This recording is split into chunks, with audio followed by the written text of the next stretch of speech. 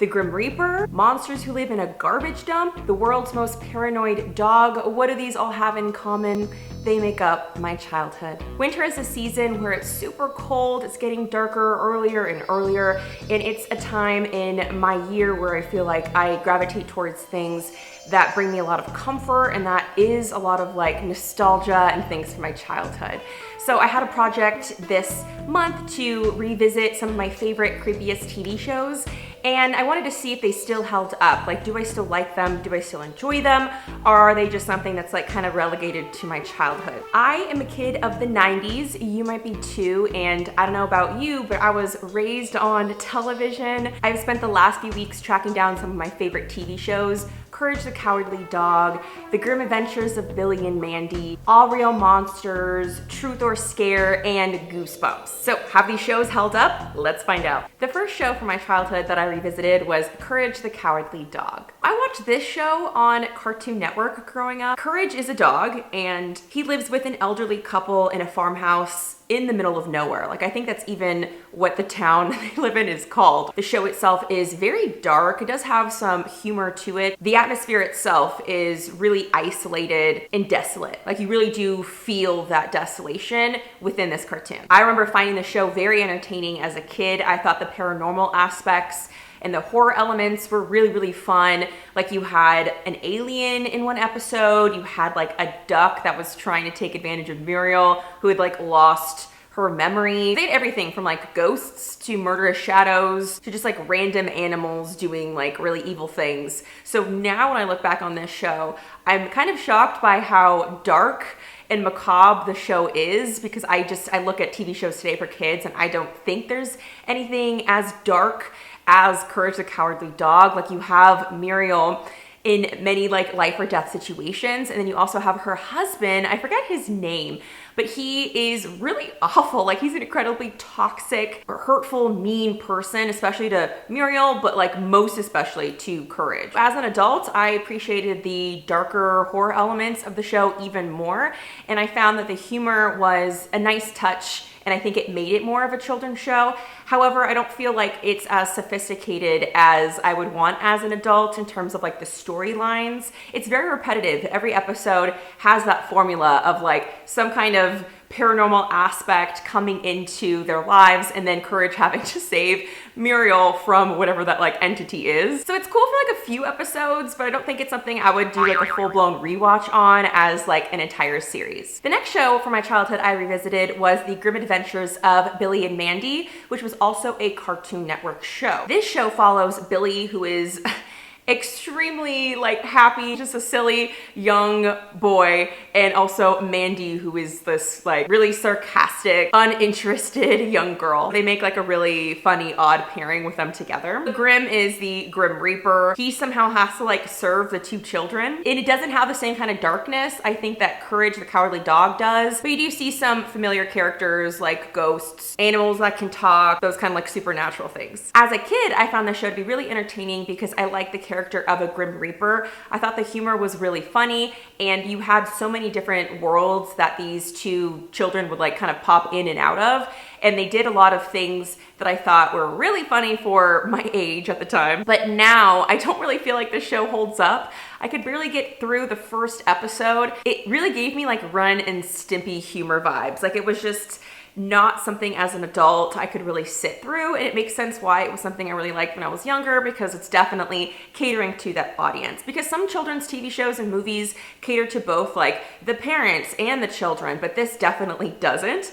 However, I did really like the aspect of death being personified in this show. I think our society largely likes to avoid those aspects or symbols or realities of death, so having that in a children's show I think is important, but I don't necessarily feel like they tackled death head on in the show. The Grim Adventures of Billy and Mandy are not really my jam as an adult, so I will not be rewatching that one. Another show I revisited from my childhood was Real Monsters.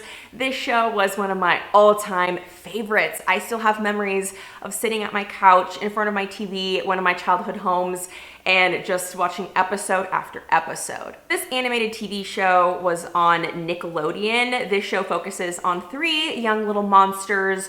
We have Icus, we have Oblina, and Crumb. I have my earrings here in honor of this show. I also have this shirt, which I just think is so adorable. I think it's so cool, like the Gromble. Those 3 young monsters attend a school where they kind of are being taught on how to scare children, scare humans. They live in like this underworld on top of a dump, a garbage dump, and many of the episodes revolve around them doing their class assignments out in the real world, trying to scare humans. And naturally, they get themselves into sticky situations they have to put their heads and minds together to get themselves out of before they get in trouble with the Gromble, who is their headmaster and teacher. As a kid, I absolutely loved the world that these monsters existed within. It felt so cozy to me. It just felt like wholesome escapism, but like with a twist. And now as an adult, I feel like it really does hold up. The sophistication of the storylines I thought was really impressive because it is catering to a younger adult audience. For me, the humor really does hold up. I thought it was subtle and nothing that was too childish for me as an adult. It was really cool and unexpected to rewatch the show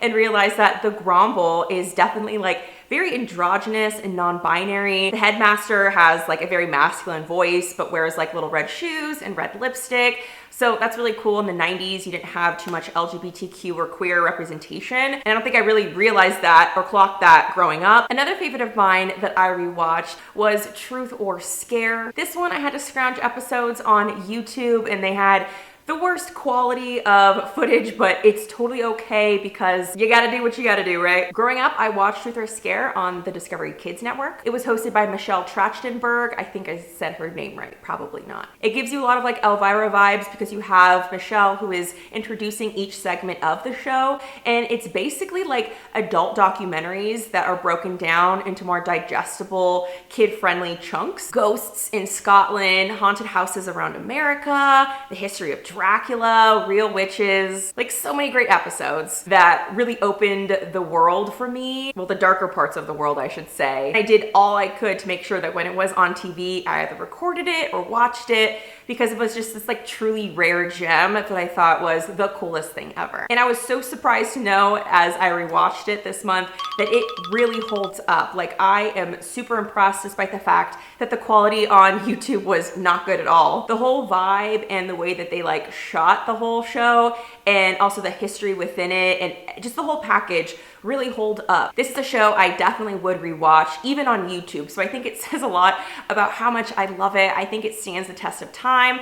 I'm really surprised they haven't like revamped this or like brought it back for a reboot. I think it's really ripe for that. It's just really clear to me as an adult that the creators of this show had a really high level of respect for the intelligence of the children who would be watching the show because they did not skimp on anything. Like they had historians on the show, academics. So I found it super impressive, and for me as an adult to watch this show, I found it super interesting. Like I want to go back during Halloween and watch their History of Halloween episode again. And I really thought it was cool to see my local Winchester Mystery House on the Haunted House episode, even though they had a few misconceptions there that are popular, so I won't dock anything for that. But overall, obsessed with this and definitely gonna find more episodes on YouTube to rewatch. I could not revisit some of my favorite childhood TV shows and not rewatch episodes from Goosebumps. These shows haunted my nightmares. It is a show that is based off of the book series by R.L. Stine. It is a children's anthology horror TV show where it tracks all the kind of stories that you see in his books of children getting themselves into like creepy, unsavory situations, oftentimes with a whole lot of like paranormal, supernatural elements all mixed in. As a kid, I distinctly remember watching an episode about gnomes who would come to life at night and they'd do like weird things and scare the children who lived in that house. I remember going to my grandparents' house after watching that episode, and they had gnomes that I was just like side-eyeing the entire time and was like totally freaked out. And then of course, it goes without mention, the most iconic episode, The Haunted Mask, was so creepy. And when you think about it, it's not like there is a lot of gore and, you know, big kill scenes that happen in these books or TV show. It's just the most unsettling, worst case scenarios for any child amplified.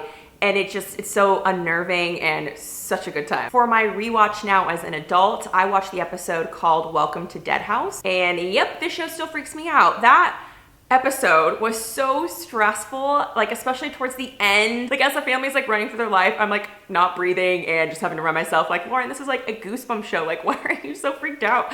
So the show definitely holds up. I rewatch episodes of Goosebumps any day of the week when I need something a little bit spooky in my life that isn't like too heavy. And I have to say, I do think as I've been rereading a lot of Goosebumps books in the past 6 months, I really do think that the show is way more attention grabbing for me than the books themselves. I don't know if that's scandalous or controversial in any way, but I stand by it. All right, and that's a wrap over here in TV land for me as I rewatch my favorite creepy childhood shows and see if they pass the test for me as an adult watching them. Did you watch any of these shows as a kid? Have you watched them recently? Do you still like them as an adult? I'd love to know. Let me know down in the comments and I'll see you on my next video. Bye!